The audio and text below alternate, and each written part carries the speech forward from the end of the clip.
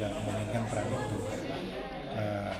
Namun kami juga menitipkan pesan agar ya setiap persoalan itu diselesaikan secara baik-baik dengan cara yang elegan dan tidak bersifat menjadi konflik terbuka.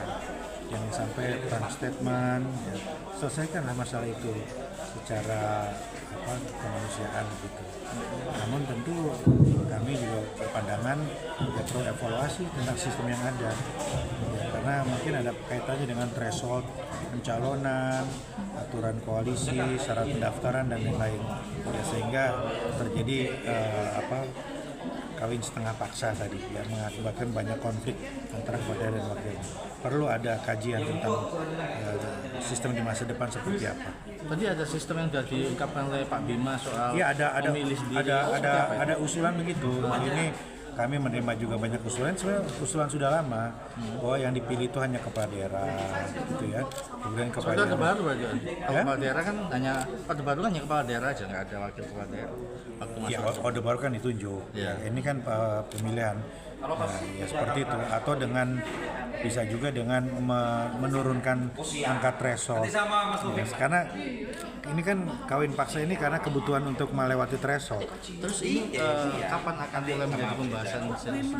Ya, depan diregulasi atau bagaimana? Ya nanti kita akan lempar ke teman-teman kampus untuk didiskusikan, ya sekaligus juga bersama DPR. Ya. Bapak juga pernah mengalami ya. Ya mudah-mudahan saya pikir saya tidak sesuai dengan apa yang disampaikan Pak Wamen. Kita tidak pernah berkomentar, itu menjadi urusan rumah tangga kami. Tapi yang jelas apapun itu dinamika di politik biasa dan jangan sampai mempengaruhi pelayanan publik yang ada di Kabupaten Jember, dan sudah terbukti pelayanan publik tidak terganggu, terlihat dari angka kepuasan masyarakat yang semakin tinggi di tahun 2025. Bahkan kita secara kepuasan kita 10 besar loh, bahkan 7 besar di nasional. Terkait gaji P3K paruh waktu, Gus tadi bilang bahwa tidak memangkas TPP gitu ya. Sementara gaji P3K paruh waktu ini kan di bawah UMR jauh. Jadi kami itu sudah punya komitmen jelas kepada P3K bahwa nasib mereka kami perjelas untuk masuk P3K paruh waktu, dan yang kami angkat terbesar seluruh Indonesia.